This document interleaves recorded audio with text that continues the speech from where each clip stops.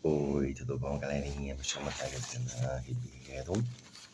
Vamos ler mais uma leitura, produção, consumo e sexo, fale- falemos do mundo de hoje. Computadores, televisão, Tombradinha, Paulo Salim Maluf, desodorante sexual, Roberta Close, Neo Arve, Punks, desemprego, FMI. Nenhum desses temas pode ser esgotado com a nossa reflexão sobre alienação, mas ao mesmo tempo impossível compreendê-lo. Como compreendê-lo sem ela? É que as relações de produção em nosso caso, o capitalismo tem vocação globalizante, tende a ocupar todos os espaços, se espalham como erva daninha. Por quê? A razão da existência do capital é o seu próprio crescimento. Só se realiza quando cresce. Existem apenas duas formas de expansão para ele, ou cria apenas duas formas de expansão para ele, ou cria nova necessidade de consumo, ou se apropria de necessidade nunca dantes transformada em mercadoria. O capital não pode ser prescindir das necessidades humanas. Nossos desejos são o seu caldo de cultura. Quem foi mais velho, lembre-se do chanzinho, sarginho para dor de barriga que nossa avó fazia de folha recolhida do fundo do quintal, plantada com carinho nas horas de folga. Hoje a indústria multinacionais planta, produz e vende essas mesmas drogas, embaladas em saquinhos de materiais semi-plásticos e com uso descartável. O primeiro beijo da namorada ou namorado pode ser facilmente substituído por mulheres de plástico ou pênis artificiais, comprado em qualquer boa casa de ramo e devidamente desflorados. Compre volta ao arsenal teórico acumulado até o momento para o cotidiano de todos nós. E aqui são tantos os caminhos, e a maioria ainda os ricos, são tantos os caminhos que a maioria dos ricos se perde-se. Por isso é de bom alvitre seguir os conselhos que o Maquiavel dava aos príncipes. Dividir para governar. Dividiremos esse universo em três partes, como se fossem distintas. Trataremos inicialmente da produção, tempos do consumo, e finalmente das relações afetivas sexuais. Não terão um tratamento exaustivo, mas deve servir como um roteiro para que você possa reconhecer a bagança do tema. Vamos adiante. Produção. Tomemos um exemplo, a produção de Coca-Cola, produto bastante conhecido de todos nós. Na fabricação do refrigerante se utiliza cerca de 10 operários. O primeiro coloca as garrafas em uma máquina de lavagem, que sozinha faz a circulação e a água, e dispõe as garrafas em posição vertical, numa esteira que se movimenta. Os vasilhames passam por um tubo, onde recebe o xarope básico que compõe o refrigerante.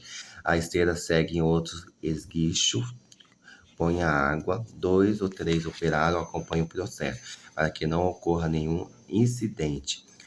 Observando algum problema, o operário deve apertar o botão que interrompe o funcionamento.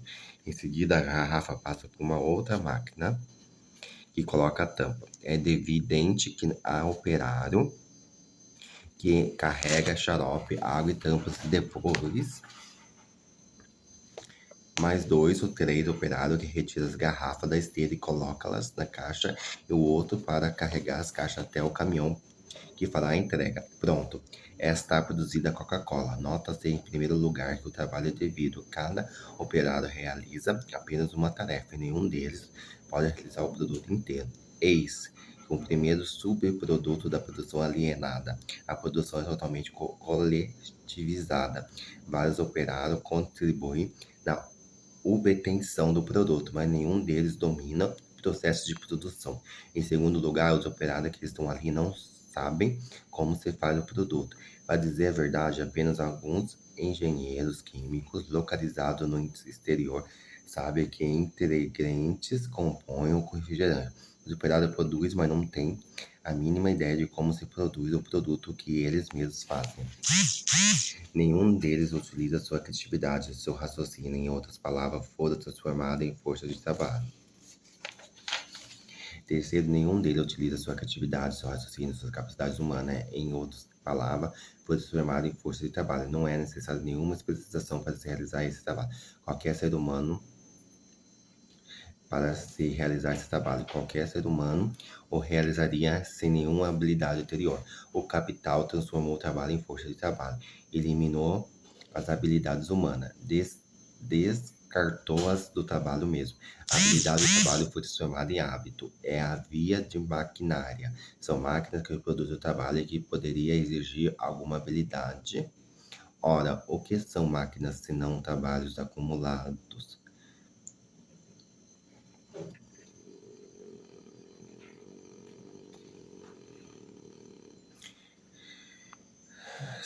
São as máquinas que produzem o trabalho que poderia exigir algumas habilidades. Ora, o que são máquinas, senão trabalhos acumulados?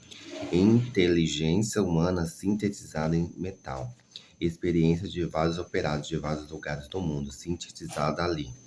Dizemos que apenas 10 operários realizam o produto, apenas meia metade. Cada máquina daquelas é produzida por uma série de operários, outras que por sua vez utilizam do trabalho de outros operários, que retiram o metal, isso numa série quase infinita, que termina necessariamente a natureza bruta. Por paradoxal que aparece a inteligência acumulada de cada trabalhador, que promove a burrice do trabalho, uma fragmentação do conhecimento que permite uma acumulação fantástica desse conhecimento em pouquíssimas mãos. O fragmento tanto divide tanto que ninguém é dono dele. Cada peça da máquina que produz Coca-Cola é resultado da acumulação de todas as histórias da humanidade, mas se foi fragmentada, alienada, ou seja, reconhecido, não pertence ao produto dele mesmo.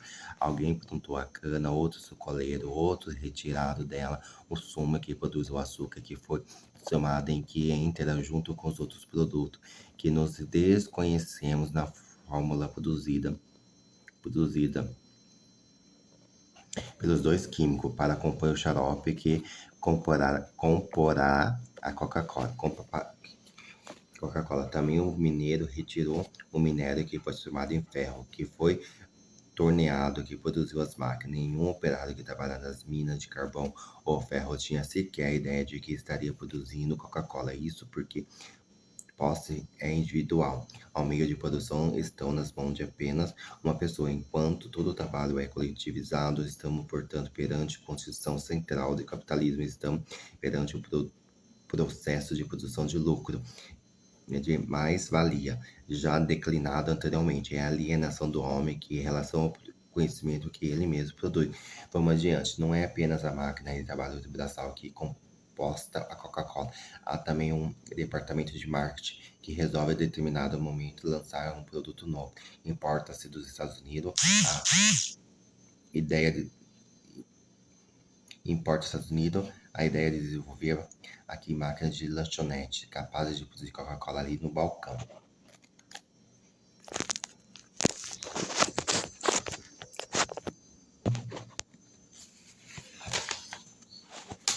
Servida em copos, além de mais econômico, o produto tem o sabor de uma nova novidade. Com isso, os 5 ou 6 operários de uma determinada fábrica são postos no olho da rua.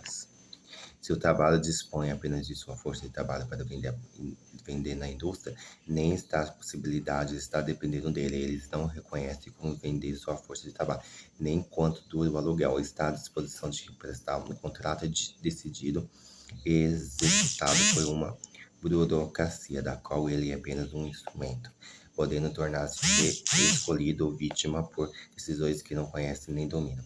Mas infelizmente não é só isso. Imagine que o governo americano resolva aumentar ainda mais o seu rendimento, porque está em época eleitoral, e por isso força o Fundo Monetário Internacional, FMI, a apresentar mais critérios discutidos com banqueiros internacionais, a forma de aumentar a ideia mais das taxas de juros. O governo brasileiro recebe então a visita de um assessor internacional de economia que discute com o nosso ministro da Fazenda, que por sua vez resolve reduzir